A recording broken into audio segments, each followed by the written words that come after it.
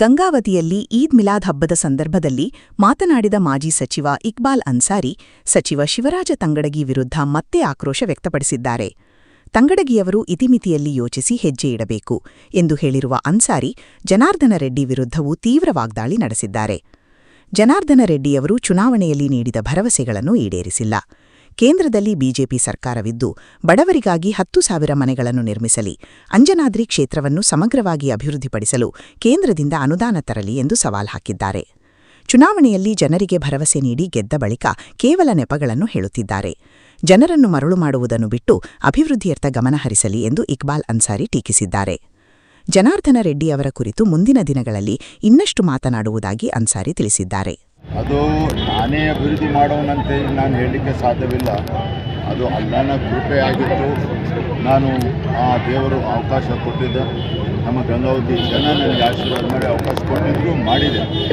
ಈಗ ಅದು ಮಾಡಲ್ಲ ಮಾಡ್ತಾರೆ ಅನ್ನೋದೆಲ್ಲ ತೀರ್ಮಾನ ಮಾಡೋದು ದೇವರು.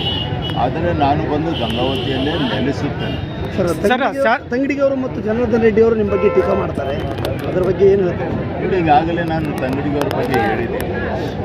ತಂಗಡಿಗವರು ಕಾಂಗ್ರೆಸ್ ಪಕ್ಷದವರು, ನಾನು ಕಾಂಗ್ರೆಸ್ ಪಕ್ಷದವರು, ಹೌದಾ? ಆದರೆ ತಂಗಡಿಗವರು ಸ್ವಲ್ಪ ಇತಿಮಿತಿಯಲ್ಲಿ ಯೋಚನೆ ಮಾಡಿ ಮುಂದೆ ಹೆಜ್ಜೆ ಇಡಬೇಕು. ಗಂಗಾವತಿಯಲ್ಲಿ ನಾನು ಸೋತಿದ್ದೇನೆ ಅಂತೇಳಿ ನನ್ನ ವಿರುದ್ಧನೇ ಇಲ್ಲಿ ಎಲ್ಲ ಅಧಿಕಾರಿಗಳಿಗೆ ಅವರೇ ಜೀವನದಿಂದ ಹಿಡಿದು ಎಲ್ಲರಿಗೆ ವರ್ಗಾವಣೆ ಅವರೇ ಮಾಡ್ತಾರಂದರೆ ನಾನು ಕಾಂಗ್ರೆಸ್ ಪಕ್ಷದಲ್ಲಿ ಇದ್ದೇನೆ.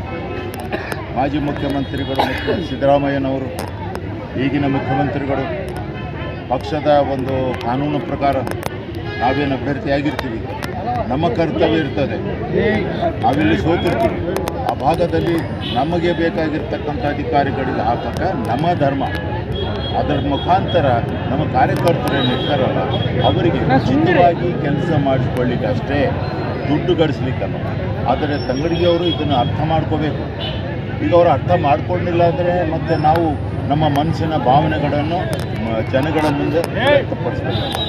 ಜನಾರ್ದನ ರೆಡ್ಡಿ ಬಗ್ಗೆ ನಾನೇನು ಹೇಳೋಕ್ಕಾಗಲ್ಲ, ಮುಂದಿನ ದಿನಗಳಲ್ಲಿ ಹೇಳ್ತೀನಿ. ಅವರು ಸುಳ್ಳಿನ ಒಂದು ದೊಡ್ಡ ದೊಡ್ಡ ಇದನ್ನೇ ಗುಡ್ಡನೇ, ಸುಳ್ಳಿನ ದೊಡ್ಡ ಗುಡ್ಡನೇ ಅವರು. ಬರದೇ ಬರೇ ಆ ಭಗವಂತನ ಕೊಡುಗೆ ಅಂತ ಹೇಳ್ಕೊಳ್ತಾ ಜನರಿಗೆ ಮರಳು ಮಾಡ್ತಾ ಇದ್ದಾರೆ. ಬಂದಾಗೆಲ್ಲ ಬರೀ ದೇವಸ್ಥಾನಗಳು, ಪೂಜೆ ಪುನಸ್ಕಾರಗಳು ಮುಗಿಸ್ಕೊಂಡು ಹೊಂಟು ಬಿಡ್ತಾರೆ. ಜನಗಳ ಅಭಿವೃದ್ಧಿ ಮಾಡಿ ಮೊದಲೇ ಕೊಟ್ಟಿರ್ತಕ್ಕಂಥ ಮಾತುಗಳನ್ನು ಪೂರೈಸಿ. ಅವ್ರು ಹೇಳಿದರು, ನಾನು ಕೇಂದ್ರ ಸರ್ಕಾರದಿಂದ 10,000 ಮನೆಗಳನ್ನು ತಂದು ಗಂಗಾವತಿ ವಿಧಾನಸಭಾ ಕ್ಷೇತ್ರ ಜನತೆಗೆ ಕೊಡ್ತೀನಿ ಅಂತೇಳಿ. ಮತ್ತು ಕೇಂದ್ರ ಸರ್ಕಾರ BJPದಿದೆ, ಮತ್ತು ಜನಾರ್ದನ ರೆಡ್ಡಿ ಅವರೇನು ಅಂದ್ಕೊಂಡಿದ್ದಾರೆ, ಹೋಗಿ ತಗೊಂಡು ಬಂದು 10,000 ಮನೆಗಳು ಜನಗಳಿಗೆ ಕೊಡಿ, ಯಾರು ಅಡ್ಡಪಡಿಸ್ತಾ ಇದ್ದಾರೆ. ಆಮೇಲೆ ಅವರು ಸ್ವಂತ ಮಾತುಗಳು ಏನು ಕೊಟ್ಟಿದ್ದರು, ಅದ್ರ ಬಗ್ಗೆ ಎಲ್ಲ ಸ್ವಲ್ಪ ಅವರು ಹಿಂದಿನ ಪುಟಗಳನ್ನು ತಿರುಚಿ ಹಾಕಿ ನೋಡಬೇಕು. ಯಾಕಂದರೆ ನಮ್ಮ ಗಂಗಾವತಿ ಜನ ಭಾಳ ಮುಗ್ಧ ಜನ. ಅವ್ರಿಗೆ ಸುಳ್ಳು ಹೇಳಿ ಮರಳು ಮಾಡಿ ಮತ ತಗೊಂಡು ಗೆದ್ದರು. ಸರಿ ಆಯಿತು, ಜನ ಆಶೀರ್ವಾದ ಮಾಡಿ ಗೆದ್ದರು. ಕೊಟ್ಟಂಥ ಮಾತನ್ನು ಉಳಿಸ್ಕೋಬೇಕಾಗಿರೋದು. ಕೊಟ್ಟಂಥ ಮಾತನ್ನು ಉಳಿಸ್ಕೊಳ್ಳೋ ಸಂದರ್ಭದಲ್ಲಿ ಅದು ಇದು ನೆಪಗಳನ್ನು ಹೇಳ್ತಕ್ಕಂಥ ಕೆಲಸ ಜನಾರ್ದನ ರೆಡ್ಡಿ ಮಾಡಬಾರ್ದು. ಆಮೇಲೆ ಜನಾರ್ದನ ರೆಡ್ಡಿಯ ಗುಣ ನಮಗೆ ಗೊತ್ತಿದೆ. ಒಂದು ವಿಷಯ ಜನಗಳಿಗೆ ಹೇಳಿ ಮುಂದೆ ಹೋಗ್ತೀನಿ, ಮುಂದಿನ ದಿನದಲ್ಲಿ ಬಂದು ಅದರ ಸಾರಾಂಶ ಹೇಳ್ತೀನಿ.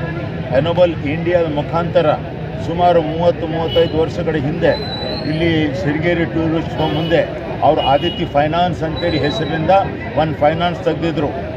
ಫೈನಾನ್ಸ್ ತೆಗೆದು ಸುಮಾರು 6 ತಿಂಗಳು 1 ವರ್ಷ ನಡೆಸಿದ್ರು. ಜನಗಳ ದುಡ್ಡನ್ನು ಲೂಟಿ ಮಾಡಿ ರಾತ್ರಿ ಅದೆಲ್ಲ ಬಂದ್ ಮಾಡ್ಕೊಂಡು ಓಡೋಗ್ಬಿಟ್ರು. ಆ ಜನ ಯಾರ್ಯಾರು ದುಡ್ಡು ಕಟ್ಟಿದ್ದಾರೆ ಈಗಲೂ ಗಂಗಾವತಿಯಲ್ಲಿ ಅವರು ಬದುಕಿದ್ದಾರೆ. ಅವ್ರ ಹತ್ರ ಹೋಗಿ ಜನಾರ್ದನ ರೆಡ್ಡಿ ಮಾತಾಡಿಸಲಿ, ಮತ್ತು ಮುಂದಿನ ದಿನಗಳಲ್ಲಿ ಅದು ವಿವರ ಹೇಳ್ತೀನಿ.